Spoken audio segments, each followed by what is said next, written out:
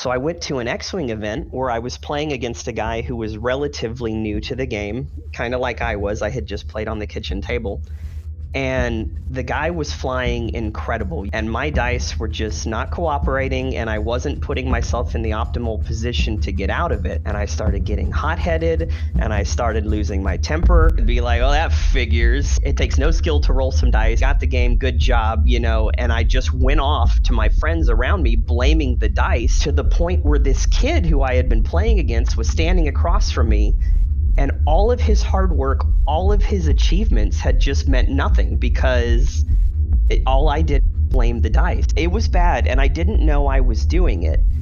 And it took the group around me to stop me and pull me aside after the fact and just to point at the kid who was just kind of sitting at the table, and he was just staring at the table. I was literally watching this kid who tried really hard. He had come from out of town to this event, and I felt like the biggest garbage human on the planet. And I didn't apologize to him because I was hot, and I regret it to this day. Gosh, I just think about that kid. That's an experience that sticks with me that I'll never forget. When things get tilted, I'll just start staring away and become disinterested, and I won't engage anyone, and that's how I know I need to check myself. To kind of mitigate it, I've stepped back from playing competitively, and I've started playing definitely more casually. So if I start to get upset, I start to open up to my opponent more and just joke with them, or just ask them why they did that, or what they were thinking, or just commenting on their models, just anything to distract myself from the mistakes I've made or the fact that luck is against me. I don't have any advice other than just try and make light of the situation. Hey, it's Chase from On the Table Gaming, and today we're going to be talking about some of the lessons tabletop gaming can teach you, and exploring if gaming can make you a better person. So I thought I'd start by exploring, why do we game? What draws us to this? And to take our first look at that, I reached out to Brian from Sarge's Comics in New London, Connecticut, one of my regular Star Wars Legion opponents. I game because it challenges me, and this is going to sound really, waxing poetic, but it challenges me on almost every level of being a human being.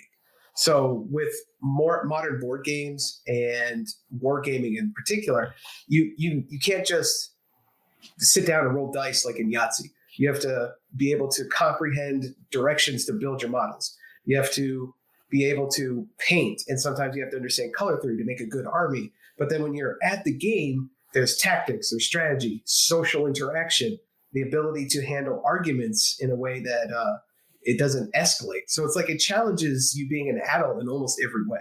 Conflict resolution, and that comes up all the time in war games because you have to interpret the rules with your partner, whoever you're playing against, but also you have to do, okay, what's this terrain piece do? Are we deciding this does this?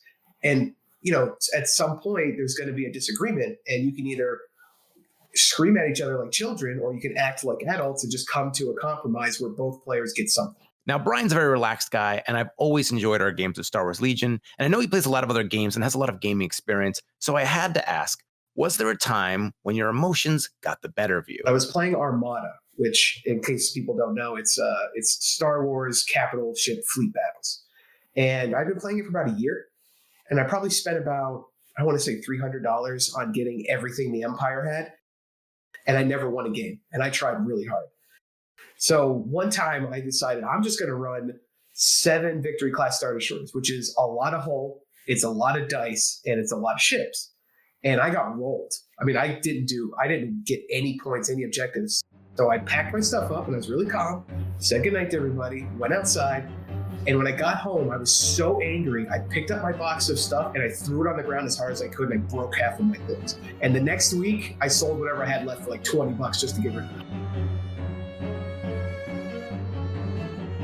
I don't handle frustration well, but until I started playing board games and war games where it wasn't an echo chamber, like I have my ideas when I'm playing against somebody, they have theirs, so I have to work on that.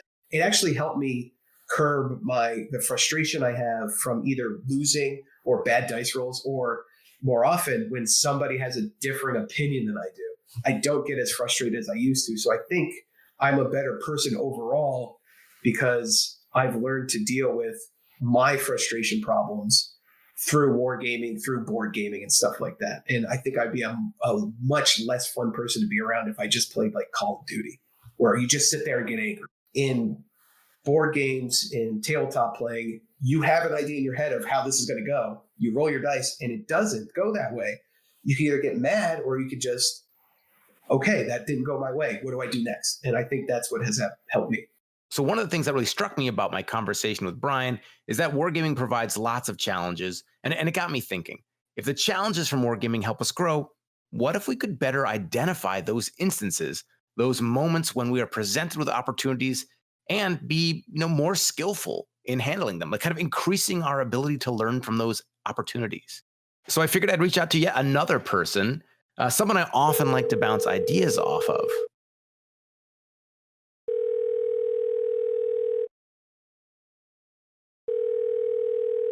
Hey, Alta, can you hear me? Yep. Hey, how's it going? It's going well. So now what do I call you here? Do I call you Dr. DuPont or what's the best way to introduce you? No, just Alta. This is my younger sister, Alta, and she is just completing her doctorate in psychology. Okay, so we're exploring this idea of, can gaming make you a better person? In particular, we're looking at wargaming. And I thought I would have you on here to help me kind of navigate this, since it's maybe more in your wheelhouse. Well, we'll see. Can't make any promises. So just to give some context here, so a war game is basically like a type of strategy game, right? As opposed to like a board game where like chess is maybe very abstracted. This is like representing, soldiers and miniatures, and there's scenery and dice. So there's like a lot of layers of rules.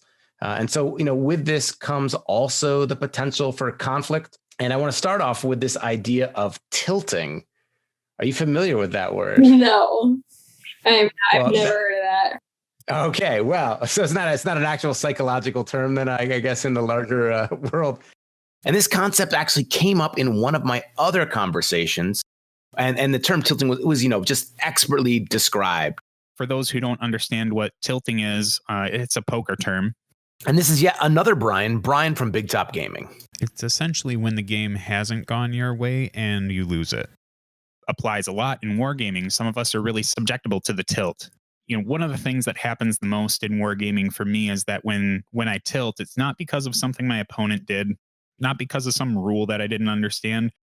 Well, kind of. It's more so I tilt on myself because I should have known better, or I should have slowed down enough to be able to check those things to make sure they worked the way that they're playing out instead of the way that I thought they were supposed to work. I don't ever want to assume anything. I always want to make sure that I kind of have this really altruistic view of the game and use my own comprehension as the checks for making sure that I understand the way things work. So maybe we'll get to explore kind of several different facets here. And one thing about, like, you can be a skillful wargamer, but you might also need to not only be skillful at the game, but be skillful at your own like emotional regulation. What do you do when you have maybe invested a lot of time and energy and you've got certain expectations, and those expectations are like wildly unmet? Whether it's like you move everything in the perfect spot for your strategy to like come together, and then you roll a die and you get a 1. And you're like, oh, that's not so bad. I could roll this next one, and then it's going to be okay. And you roll like another one.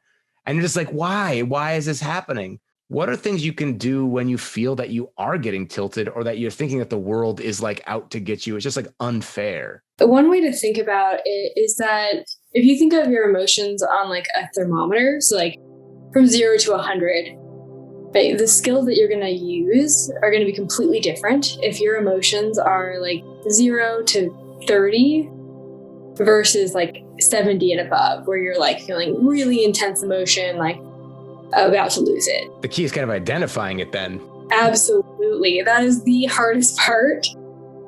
Because like people will often say to me that they feel like their emotions go like 0 to 60. And I can guarantee you that is not true. That's a bold guarantee. I know. It's a bold guarantee. I swear. Guarantee. I swear. I've been doing this for a little while now. And what it is that we are just not aware. And like myself included, like this happens to all of us because our emotions move really rapidly. But I'm playing my game, and like, where's the spot to look for that? Like, I rolled the die, like I did this thing, it's gonna work out. I roll the die, it doesn't work out. Where's that moment? Like, how do you break it down, or what should be signs one might look for, or is it different for each person? If you step back, I want to take it back even further. So like, when you wake up that morning, how are you feeling? We're going way back. Way back. Way back.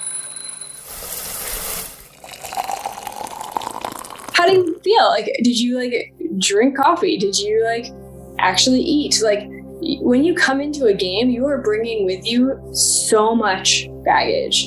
And all of those factors can be protective or they can be vulnerability factors. You know that when you get in these situations, you're likely to get upset rapidly. That's important information. And you can do something with that before you even walk in the room. Well, so let's say that's the case. Let's say there are people that, they find they get what we call tilted pretty easily. Is it just maybe this isn't the hobby for you? I think that's possible, but I would argue that there are a lot of other things you can do before you decide you have to step away. And so what might be like, so maybe, there are people listening that are kind of nodding their head and they're like, yeah, like that opening story where they're playing X-Wing and the dice just are against them and they get really mad and they blame the dice. Maybe that really resonates with them. Like, what can we do? Like, that person mentioned that they will maybe try to like, their coping mechanism is to maybe like make more jokes or like comment on their opponent's miniatures, the details on them, in an attempt to de-escalate it. And ultimately he stopped playing competitive games entirely because he got it was hard to emotionally regulate like that. Are there other concrete things people can do in the moment when they do feel themselves like getting tilted, getting angry? Well, I first want to applaud that player because like the pieces that you just mentioned or that you mentioned of like paying attention to the details of the other player's pieces or like making a joke, like it sounds like what he was doing is grounding. And so like So what is grounding? Yeah, so grounding is a skill that you can use to regulate your emotions. It's a way of kind of connecting with the present moment because like it's really easy for everybody, like it's part of being human, right? To get wrapped up and caught up in your own thoughts, right? Some of these thoughts of like these like the world's out to get me kinds of thoughts. Yeah, those dice, my dice hate me. Exactly, right? And so like when we get really caught up in those thoughts just fuel our emotions, right? Because it's adding fuel to the fire. And so by bringing ourselves back to the actual present moment, by kind of observing what's around us in the room, and by trying to describe things that we see, like those are really useful skills when we are starting to feel pretty activated or we're starting to feel a lot of emotion. So when you say describe things you see, do you mean just like state obvious things, or is there like describing, I see that I'm getting upset because these dice are out to get me? Yeah, no, it's a good question. I mean, kind of both. And let me explain. So first I would say it's probably easier to describe actual tangible things. So you can literally describe like colors that you see to yourself. You can, if you want, you can do it out loud. To your opponent? Yeah. That's some extra mind games. And you're like, I see blue, I see red. But right, you can describe like the details of a piece that you're holding. Okay. So I meant to roll this die and kill your enemy commander and win the game. But now I notice that I have failed to do so, but your commander is very eloquently dressed and has very sharp detail, and you painted them immaculately, and I appreciate that. Something like that. Right? I'm sort of teasing, but actually, right? Yeah, in a way. But then the other thing that you said, I think, was important, where you said not like describing, or like you were asking whether they should be describing like my dice are out to get me. Right. Right. But in a way, yes. Right. So what you could do in a moment like that is say, I am having the thought that my dice are out to get me. Is it bad to reinforce it? Like, I know players that have like a special box where they put like bad dice. They're like, these dice are out to get me. They're being bad tonight. So they're like going over there and I'm only going to use these dice because like that die rolled too many. Yeah. I don't do that because I'm the other guy who's like, I rolled like 4 ones with this die. Like, I can't stop now because the next one's probably going to be a 6 because they can't keep rolling ones forever, right? That's how probability works? Maybe not. Yeah, but the point of saying like I am having the thought that is that it gives you just like a little bit of distance between you and this thought, right? It makes it feel less true, like it's not a fact. Does that make sense? Yeah, I guess so. So it's like kind of helping you create some distance from just the emotion, the raw emotion. Yeah, exactly. Are a lot of these problems just caused by the way we're framing what we think should happen? Like, so the game is, it's not like checkers where it's like, I do this and this happens. I do this and then there's a die roll. So there's always a little bit of randomness to it, right? And a big part of wargaming is trying to minimize the amount of variables so that things will happen, right? You want to just like, what are all these elements and like, how do I balance them so that like the most likely outcome will be this? But even if it's like a 99% chance, like there's still a 1% chance that like you're going to fail miserably. And sometimes that actually hurts more because you're like, I had all this stuff set up to make it so it's so minimal and I failed. And then they have like a 20% chance to do something. And they're like, yeah, no problem. Was able to do it. And is that just because like we're setting up a rule of like what should happen and that's sort of trapping us? Yeah, I mean, I think that's a great question. I mean, it's natural to have expectations and like desires and wants, but there is an element of, there's lack of control. And which is really, I think, part of what makes it so transferable to like the rest of your life too. It's like there's very rarely situations where you've got absolute control over every factor. There's usually a bit of randomness, even if it's just other people. I feel like the easy way up here will be like, hey, you just got to learn to give up control, right? It's right, like, right. That's it. Suddenly thousands of people, they've solved. Sounds nice. But, right, like if only it were that easy. Right. And so like, I think that one of the skills that can be really hard for people is having a little bit of self-compassion. And like, it kind of ties back to this awareness of like how you're talking to yourself. Okay. Right. And this awareness of your own thoughts. Right. Because like, yeah, like maybe you did do everything you could. And like, of course, it's going to feel pretty devastating when like the thing that has like a 1% chance of happening happens to you. Like that's just rotten luck. That's just life sometimes. Yeah. And is there a way that you can step back from that and not make that about your ability or skill or competence? Sometimes it just happens. Yeah. As the famous saying goes, it happens. Yeah. And this reminded me of something that Brian Curd actually said in his earlier conversation about tilting. Because I should have known better, or I should have slowed down enough to be able to check those things to make sure they worked the way that they're playing out instead of the way that I thought they were supposed to work. I don't ever want to assume anything. I always want to make sure that I kind of have this really altruistic view of the game and use my own comprehension as the checks for making sure that I understand the way things work. So, and talking about that, he kind of uses this expression that like, I really should have seen this coming or been able to predict this.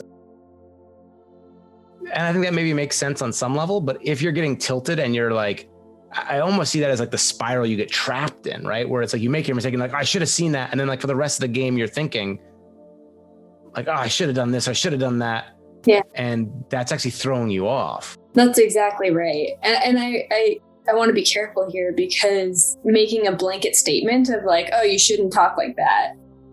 Right. Is like not necessarily going to be helpful. But say he wanted to break that chain. Yeah. Or that spiral. What might one do? So our emotions, thoughts, and behaviors are all connected to each other. When we have a frustrating thing happen to us, like when we're in a situation, something frustrating happens, we are going to have a thought. And that thought, maybe you roll your dice and you get what's a bad one? Sure, yeah. Sure, you get ones. And maybe you think like, my dice are out to get me. And that is going to make you feel what? Like a victim or justified? Like this explains it. Like it's not my fault. It's the universe. Yeah. Like I did everything I possibly could. Yeah. So in some ways, maybe that will make you feel less badly. Right. Like you're off the hook a little bit. is that already like a coping strategy or Could be. or not? So what other emotions might be attached to that thought though? Well, it's unfair. Yeah. Like, especially when I get bad die rolls and the my opponent's dice are rolling hot, that's And then what emotions attached to that one? I don't know. That stinks. It's a period of mourning. I don't know. I'm really bad at emotionally labeling. So what's the? Generally, when things are unfair, we get angry. Okay. Yes, right? Anger. That one. Yeah. That's on the chart. I've seen it. Right, because anger in general is, it's a signal to us that something is unfair. Okay. And so we have a thought like this is unfair. It's going to make us angry and frustrated, and then that's going to impact our behavior. Right? We're going to get, which maybe makes you make more mistakes. Exactly. And then you're going to have more thoughts that fuel that emotion. You can hear my dog in the background. He's angry. So angry. Right. So basically, we can have these emotions that fuel these thoughts that fuel the emotions, right? There's like this phrase that like emotions love themselves. Yes, that's one of my favorite phrases. Yeah. So, I love that. Emotions pull us to act in ways that are going to keep us feeling that way. And they also make our thoughts more likely to be of that nature. So when you're like super angry, anger wants to make you more angry, and it's not going to help you de-escalate. No. When you're sad, sadness wants you to be more sad and blue. Exactly. Right. So when you're sad, it's going to make you like try and stay in bed, withdraw from people. When you're angry, it might make you try and confront people, punch things. Disclaimer: do not punch people at the wargaming table if you're angry. Yeah. And so, I'm zooming out a little bit here from the original question that you had. But the point is just that our emotions, thoughts, and behaviors are all connected to each other. And that's really important because when we're trying to stop a downward spiral, you can intervene at any of those points. You can intervene with the emotions, with the thoughts, or with the behavior. And any of those can be effective. So just help me out here. I'm trying to follow along. When you say behavior, you mean your actual behavior and not like the behavior of the dice? Yes, your behavior. You cannot control the dice, like what your dice do, unfortunately. Although maybe we could some weighted dice here, some loaded dice. Exactly. You gave me loaded dice? No, we do also, disclaimer, do not use loaded dice. But okay, so then your behavior would be how you interpret those results. Well, the behavior would be what you actually do, like what I could see as an observer. Okay. So like maybe when you're feeling angry, you move more quickly. Yep. Right? Maybe you're not like pausing to think. And so those are some behaviors. So one strategy in terms of the behavior category would be taking deep breaths or trying to slow down. Like even literally moving slower. I think that's one of the most common side effects of people when they get tilted is that they start to speed everything up because they're like rushing to maybe compensate in some way. Mm-hmm. So that might actually be the clearest, like just take some breaths and slow down. That makes a lot of sense. Yeah. They go half as fast. And then in terms of like the emotions, there are skills you can do there. Like for example, we might call them like crisis survival skills or distress tolerance skills. So skills that can rapidly de-escalate an emotion. So it depends on, I don't know what kinds of situations y'all are in. So I don't know.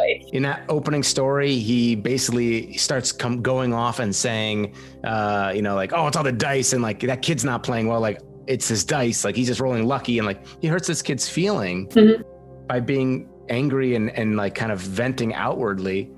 So what is, I get excited because now I kind of know this one, but so, what's the, I don't want to say what's the opposite action for anger, but like, how do you kind of like work to control or not control? How can you maybe redirect that anger? Well, so there's a few ways that you can do that. So one of the ways is called opposite emotion action. And what that means is literally, it just means acting opposite of your emotion. So that idea of it like fueling itself, you're going to go like, we're not going to put fire in the fire. We're going to put some water. Exactly. And so like it can be really hard. Anger is a really tough one for this because it takes a lot of practice. But what I mean by acting opposite of anger, like what do you think the opposite of anger is? Kindness, compassion. Exactly. Is that not it? Okay. Yeah. Like, what? This is what I don't actually practice often. That's why I was like, oh no. No, I'm mostly in the exactly shame guilt sphere. So no. No, that's exactly it, right? So the opposite of anger is kindness. And so what I'm not saying that when you're feeling really angry and pissed off that you need to go be kind to whoever pissed you off. Like I mean, if you can, good for you. But talk about it confusing people too. Your hair looks really nice today. But like what you can do is you can be kind to somebody else. Okay. So it's just kindness in general, like, and it could be targeted to anything. It's just that the act of compassion or empathy or sympathy is the antidote to anger. Exactly. So actually going back to that opening story then, so he was saying that one of the strategies he uses when he finds himself getting tilted is commenting on how well painted other people's miniatures are. Like his opponent's miniatures, like, wow, that's really well painted. So he's actually doing opposite action, whether he knows it or not. Exactly. And that is very, very skillful. Okay. That's fantastic. Okay, so we had behavior, we had the emotion, and then you said maybe the other one was thinking? Yep, exactly. So we're thinking, right, like, it kind of depends. So there's a couple ways you can approach your thoughts. And so it depends on whether it's if it's a thought that you have often in the same situation, or if it's like a random thought. Right, so some people know whenever they get in a situation, a certain kind of situation, they have similar thoughts. Right. Oh, this always happened to me. The dice always are against me. Exactly. Like I'm just unlucky with dice. Yeah, and so one approach to that is thinking ahead of time how you might actually challenge that thought. How you might, like, is that really true? What is the evidence for and against that? Oh man, I have a moment of guilt here where there's a player that we play with, Wes. He's the nicest guy ever. And he has just what we like to draw attention to, like his notoriously bad dice rolls. And just be like, if, you were playing the Star Wars Legion game and his Rebel Trooper is like guaranteed to get, fail all their armor saves and get like killed by Darth Vader or shot off the table. And, are we maybe actually feeding into this negative narrative? Like we joke and tease him about it. Like maybe we're reinforcing a negative thought, although he doesn't seem to manifest it. But now I'm like, oh man, am I setting up conditions that make it harder for him as a friend and as a player? Well, and it kind of depends, right? Because on the one hand, when we sort of externalize, when we say like, oh, it's the dice, we are taking blame away from a person, right? You're not saying like, well, you're just a crappy player. Right. Right. And so in some ways that's helpful. But in other ways, he's definitely not a crappy player. Just disclaimer. But boy, if you got to roll some white, if you guys play Star Wars Legion, white dice armor. It's like we call it tissue paper armor. It's just paper armor. They just drop down. So okay, but yeah. So yeah, but if you're somebody who gets really stuck on that thought that you're like dice are against you, then actually taking that thought and putting it up under a microscope could be helpful. And so for some people, when they actually sit down and they look at this thought and they sort of tear it apart, or they think about like either evidence for and against it, or what they would tell a friend of theirs if their friend was really stuck on this thought.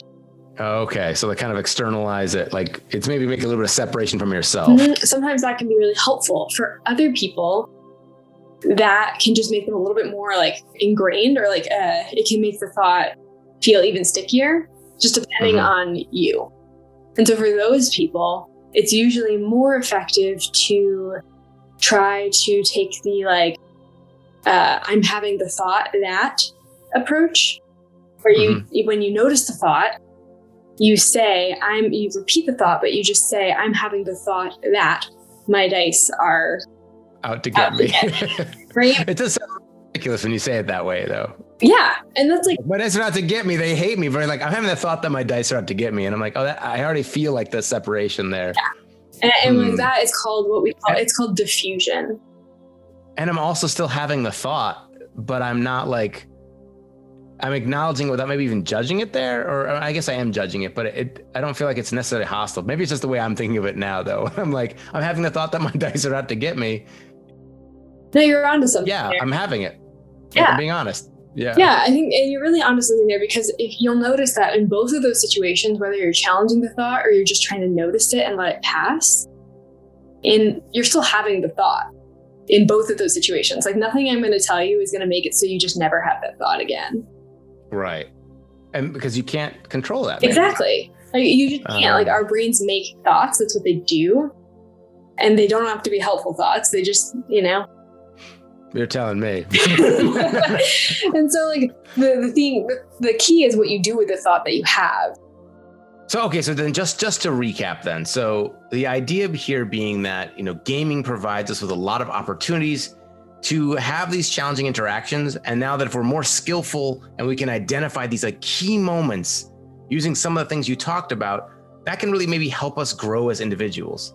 And so we're really kind of breaking it down to these 3 areas, right? There's like addressing the emotions, addressing the thoughts, and then addressing the behaviors. So we want to just kind of recap this. So what was the skill for addressing like the emotions that are arising while you're playing? Like maybe anger. Yeah, so the skill there is, we call it opposite emotion action, right? So acting opposite of the thought. So when you're feeling really angry, maybe trying to act with some compassion or kindness, or, we didn't talk about this piece, but another way you can deal with that or act opposite of anger is to like gently avoid. So to literally take a step back, right? Because when you are really angry and want to confront someone, what do? You like get up in their space, right? And so acting opposite would be stepping back. Okay, so that kind of helps deal like with the crisis of the moment, right? Of like, this tidal wave of emotions. Let's kind of not minimize, but let's maybe get that under control, like a little bit. Mm-hmm. And then there's like thoughts. We heard Brian Kerr mentioning like, when he gets tilted, he gets a lot of that, like, I should have, this sort of maybe not helpful thoughts. The skill they could use when the opportunity presents itself in gaming to kind of deal with these sorts of not helpful thoughts. Yeah, so one strategy is to challenge the thought, right? And it can be helpful to do this in advance, right?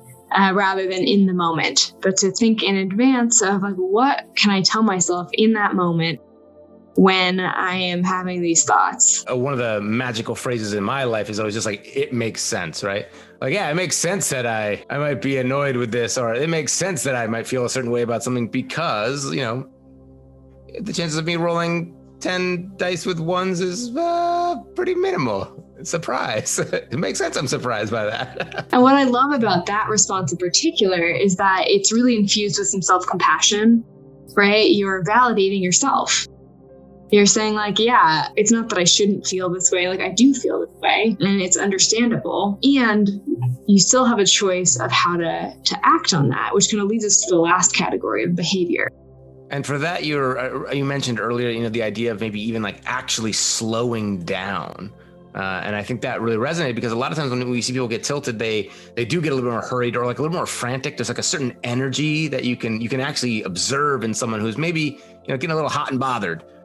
So besides just like physically maybe slowing down, are there other behaviors one could take on or practice at the gaming table? Yeah, I think breathing is another huge one. It's really, kind of a piece of slowing down. But when you say breathing, like, I think most people breathe. There is a specific type of breathing. Exactly. So sometimes people call it like diaphragmatic breathing. It's like if you put your hand on your chest and on your stomach. You don't have to do this when you're actually doing it. Okay, gotcha. It's just so I can feel what you mean by that. I'm breathing with my diaphragm. It's basically just breathing into your belly and really just slowing your breath down. Like a strategy that I actually really like is I just like counting my breaths. Yeah. Like being like, okay, like inhale 1. Exhale 2, and just counting to 10. That for me is a way of both distracting myself and slowing myself down that I find really helpful. I love how these skills are just like life skills though. Like, and that's what's so cool, I think, about wargaming is that, you see these opportunities and there's a lot of them, like, because there is a lot of opportunity for conflict or disagreement or just little moments like this in gaming. And, maybe some people know, I have a combat sports background. I used to be an MMA fighter and like practicing breathing and dealing with emotional regulation when someone's trying to put their shin through your head, that's one thing. But like, I really do appreciate being able to practice this in like a gaming store where like I'm not getting concussed or like I'm not physically in danger. but I still have like emotional experiences that give me the opportunity to practice. So, I can think about breathing in this context, oh, if something's frustrating, we can all think about in that moment, all right, let's try and catch this. And so it's like almost like doesn't always feel low stakes. Emotions can kind of make things feel like all sorts of things, but these are moments where, me stopping and breathing, I'm in a space where I can do that. Yeah. And I like how you're pointing out that there are so many different kinds of skills that can be helpful in these contexts. And like what we're focusing on today really is your emotional experience and just skills focused on that, right? A whole separate topic is communication skills and like how you are talking with the other person that you have. Oh, that's interesting. We had some other topics we could explore here. If people have experiences or if any of this resonates, or you have questions or comments or even suggestions on how we could broach topics like this in ways that might be more palatable to you, please let us know in the comments. You can find us on the Table Gaming on YouTube, on Facebook, Instagram, Twitter, social media. Because I'd really like to hear what's been your experience with wargaming. The hobby aspects involved with gaming as well can be really therapeutic. And maybe there's things we can discuss that can maybe help with that. Like, how can you enhance your painting experience? What are skills that you can apply there to maximize your time there and maybe have it be as helpful as possible? But yeah. So, thank you so much for coming on, Alta. I really appreciate it. No, it's my pleasure. I love talking about this stuff. I know you're as passionate about this as I am about maybe getting excited about plastic miniatures. So it's I know I've got good company there. And thank you so much to our Patreon supporters that make all this possible. And for Rusty, Brian from Sarge's Comics, and then Brian Kerr from Big Top Gaming for giving us some audio samples there. And we actually had longer form discussions with them, and some of those will be appearing in other formats as well down the road. And if you're a Patreon supporter and you want to jump in and give some more audio feedback for our shows, it's always appreciated. And just ping me in the Discord. And in the meantime, thanks so much, and we'll catch you next week. And we hope you get your miniatures on the table.